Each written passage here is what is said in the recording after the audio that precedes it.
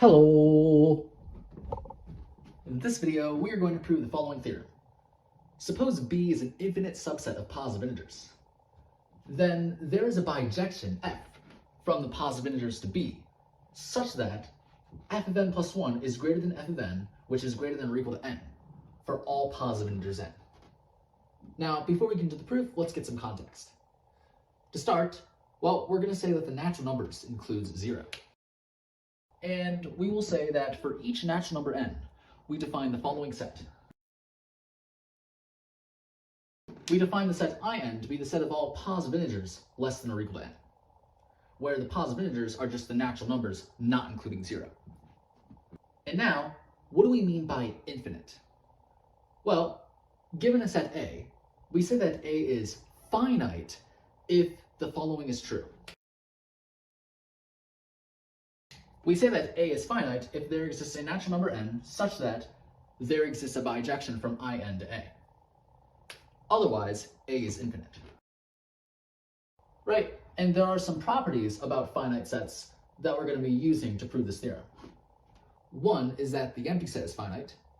Two is that given any natural number n, the set In is finite. The third is that every subset of a finite set is finite. And fourth is every non-empty finite subset of real numbers has a largest element. Okay, now let's get into the proof. And to start out the proof, let's give ourselves an arbitrary subset of positive integers b that is infinite. And the way that we're going to define our bijection f is essentially going to be something like this. We're going to have f of 1 be the smallest element of b. We're going to have f of 2 be the second smallest element of b, f of 3 be the third smallest element of b, f of 4 be the fourth smallest element of b, and so on and so forth. So now, let's actually establish that function. Well, to start, let's show that b has a smallest element. Well, since b is infinite, we know that b is non-empty. Right, we know that this is true because the empty set is finite. And since b is a non-empty subset of the positive integers, it follows from the well-ordering principle that b has a smallest element.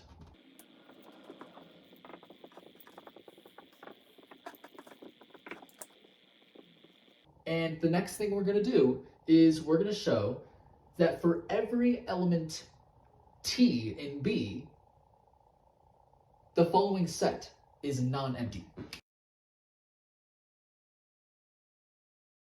So what we're going to show is, for all elements t and b, the set of all elements in b greater than t is non-empty. Right? Intuitively, this makes sense, because b is infinite. Okay, so assume for a contradiction that there exists an element t and b such that this set is empty. From here, we proceed to show that B is a subset of IT, where IT is the set of all positive integers less than or equal to t. So we're trying to prove that everything in this set is also in this set, so give me an arbitrary element in B. I'll call it P. Now, since this set is empty, this means it cannot be the case that P is greater than T, or else P would be an element of the set. So we must instead have that P is less than or equal to T.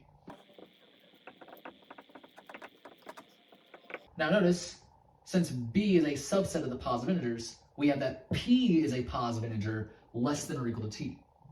Therefore, P is an element of IT.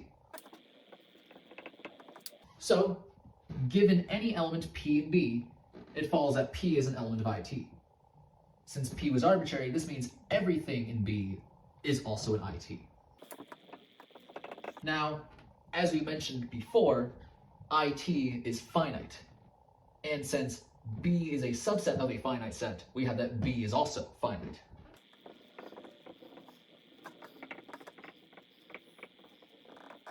But this contradicts the fact that B is infinite.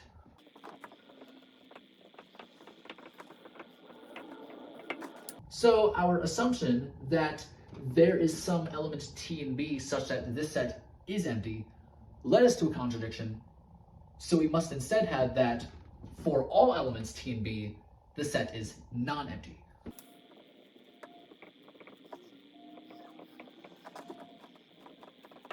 So what's the purpose of this? Well, what this tells us is if we give ourselves any element in B, then this set is a non-empty subset of the positive integers.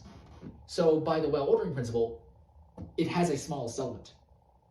So we can define a function g from B to B, where g of t is equal to the smallest element of this set.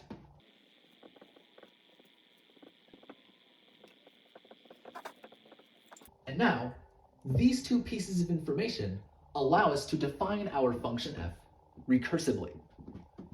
And to see how, well, let's note that the smallest element of B is an element of B. So we can take the smallest element of B and send it into the function g. If we do that, we get an output value which is also an element of B.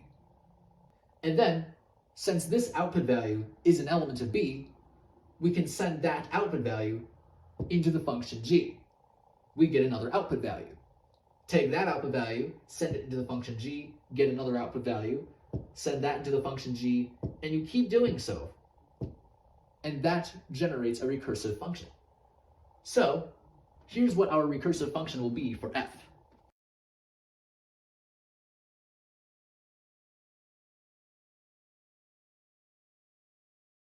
This is our recursive function for f. Right, so f of 1 is the smallest element of B. So if we take f of 1 and send it into the function g, the output value will be f of 2. We take f of 2, send it into the function g, the output value will be f of 3. Take f of 3, send it into the function g, we get f of 4, then f of 5, then f of 6, then f of 7, and so on and so forth, right? And so that's what this recursive function is telling us. Right, so this is an intuitive approach as to why this recursive function exists. But really, it is these two facts that tell us that this recursive function actually exists. So we're good. Now, we're going to show that our function f satisfies this property and that it's a bijection. So now let's move back up to the top and do that.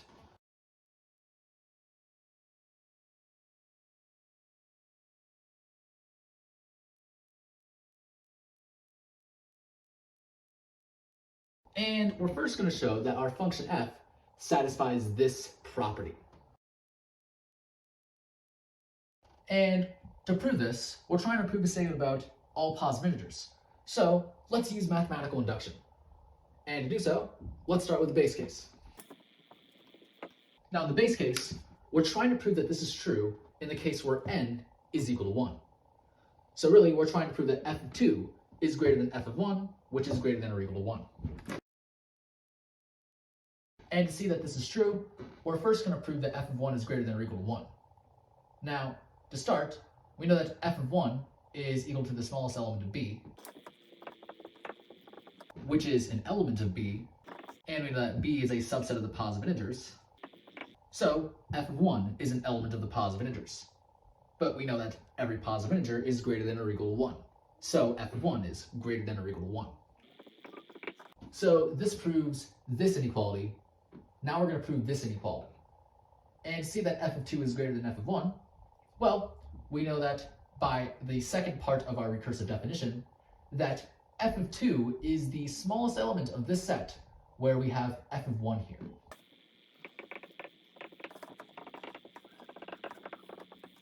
Well, since f of 2 is the smallest element of the set, of course f of 2 is an element of this set, so f of 2 is greater than f of 1. So, putting these two inequalities together, we get that f of 2 is greater than f of 1 is greater than or equal to 1. So, we have proven precisely what we wanted to prove. So, this completes the base case. Now let's move on to the induction step. Now, in the induction step, we give ourselves an arbitrary positive integer where this holds. So, let n be a positive integer and assume that this holds. The whole goal of the induction step now is to prove that this is also true for n plus 1, which means we want to now prove that f of n plus 2 is greater than f of n plus 1, which is greater than or equal to n plus 1. So this is what we want to prove now. And let's first prove that f of n plus 1 is greater than or equal to n plus 1. To see how, well, this inequality altogether tells us that f of n plus 1 must be strictly greater than n. But because f of n plus 1 and n are both integers, this means that this is equivalent to saying that f of n plus 1 is greater than or equal to n plus 1. Right. The fact that these two statements are equivalent has to do with the fact that f of n plus 1 and n are both integers. Right? If you recall, the following is true. Right? Given any two integers a and b, a is strictly greater than b if and only if a is greater than or equal to b plus 1.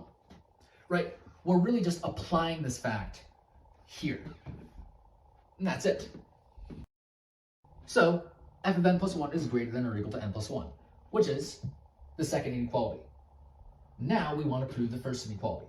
And to prove this, we know from the second part of our recursive definition that f of n plus 2 is equal to the smallest element of this set, where we have f of n plus 1 here. So since f of n plus 2 is the smallest element of this set, of course f of n plus 2 is an element of the set, which means f of n plus 2 is greater than f of n plus 1. So, combining these two inequalities, we get that f of n plus 2 is greater than f of n plus 1, which is greater than or equal to n plus 1. And that is exactly what we wanted to prove. So this completes the induction step. And this closes the induction. Right.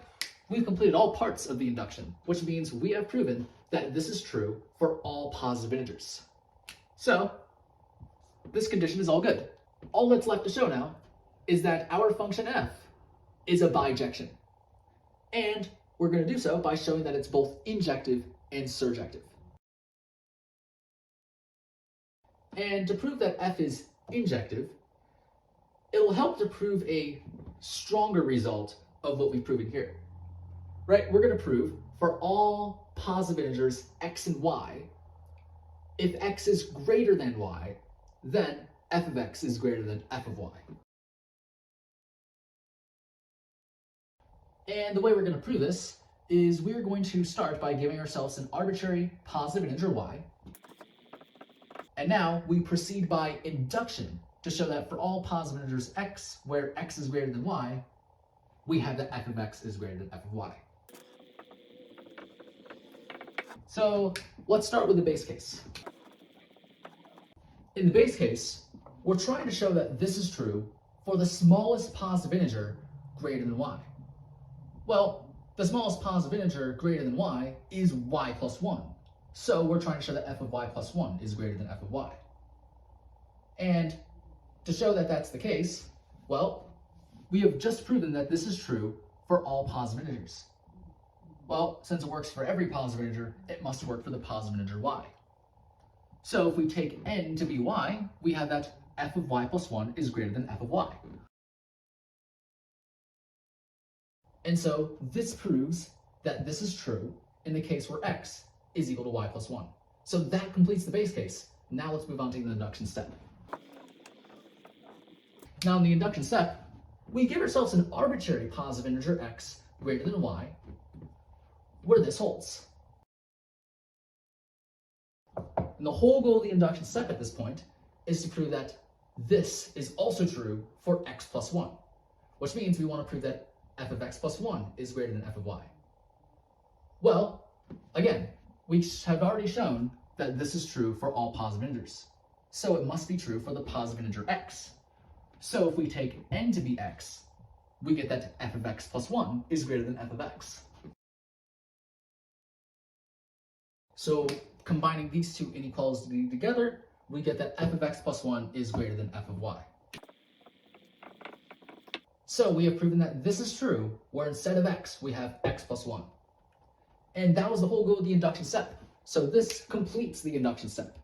And so, since we've completed all parts of the induction, this closes the induction. And so we have proven that for all positive integers x and y, where x is greater than y, we have that f of x is greater than f of y. Okay, so now let's move back up to the top.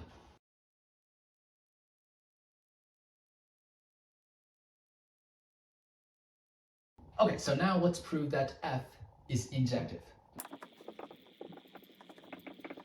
And what this means is we're trying to show for every two positive integers, n1 and n2, if n1 is not equal to n2, then f of n1 is not equal to f of n2. Okay, so let's give ourselves two arbitrary positive integers, n1 and n2, where n1 is not equal to n2. The whole goal is to show that f of n1 is not equal to f of n2. And to do that, we divide this up into two cases. Either n1 is greater than n2, or n2 is greater than n1. And in either case, we're going to prove that f of n1 is not equal to f of n2. Let's start with case 1, where n1 is greater than n2. Now, in the case where n1 is greater than n2, well, we can apply the fact that we just proved. If we take x to be n1 and y to be n2, well, n1 is greater than n2, so we can conclude that f of n1 is greater than f of n2. So, they're not equal. So, this completes the case where n1 is greater than n2.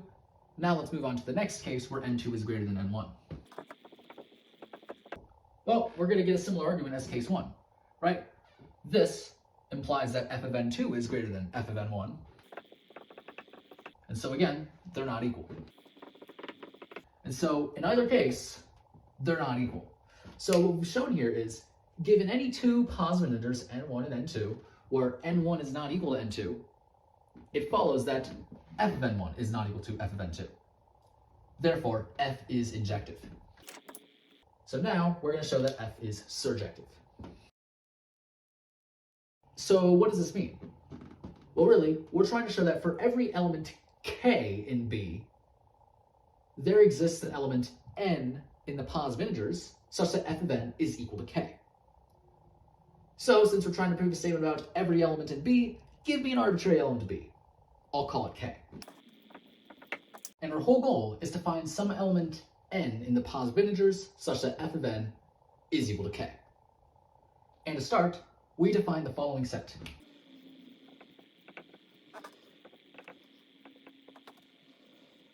And so our plan is to show that S is non-empty and finite. And once we do that, that'll tell us that S has a largest element. And we'll take M to be the largest element of S. From there, we will proceed to show that f of n is equal to k. So to start out, let's show that S is non-empty and finite. And to see that S is non-empty, we can prove that 1 is an element of S. We know that f of 1 is the smallest element of B, and since k is an element of B, we know that the smallest element of B is less than or equal to k. So f of 1 is less than or equal to k. So if we take n to be 1, well yeah, 1 is a positive integer, and f of 1 is less than or equal to k. That's what we showed right here. So 1 is an element of S. So that proves S is non-empty. Now let's show that S is finite. And to show that S is finite, we're going to show that S is a subset of IK.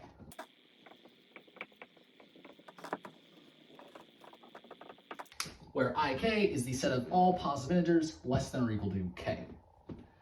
So we're trying to show that everything in this set is also in this set, so give me an arbitrary element of S. I'll call it V. Well, since V is an element of S, this means that f of V is less than or equal to k. But based on what we proved before, we know that this is true for all positive integers, so it must be true for the positive integer V. So f of V is greater than or equal to V. So what we see here is that V is less than or equal to k. So V is a positive integer less than or equal to k, which tells us that V is an element of IK. So we gave ourselves an arbitrary element of S, and show that same element is also in IK.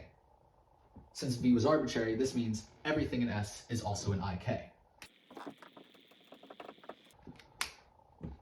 And now, since IK is a finite set and S is a subset of IK, we know that S is also finite. So, now that we know S is non-empty and finite, that allows us to say that S has a largest element. So, let's let M be the largest element of S.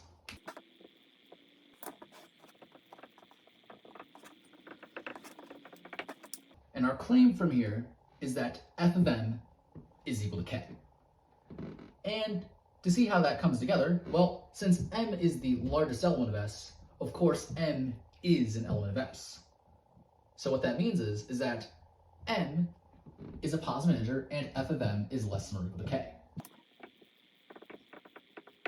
Well, since m is the largest element of S, and m plus 1 is larger than m, surely m plus 1 is not an element of S.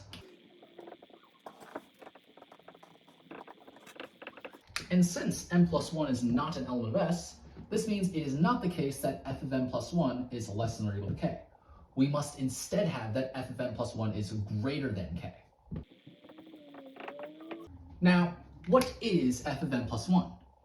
Well, from the second part of our definition of f, we have that f of m plus 1 is the smallest element of this set, where we have f of m here.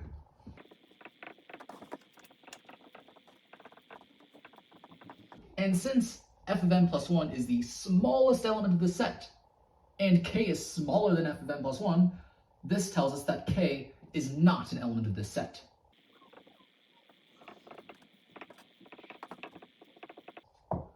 And because k is not an element of this set, this means it is not the case that k is greater than f of m. We must instead have that k is less than or equal to f of m.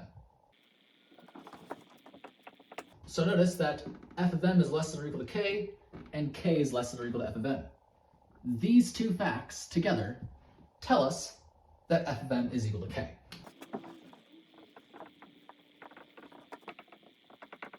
So there exists a positive integer n such that f of n is equal to k, namely m. So this proves that f is surjective. So now that we've shown f is injective and surjective, this tells us that f is a bijection from the positive integers to b.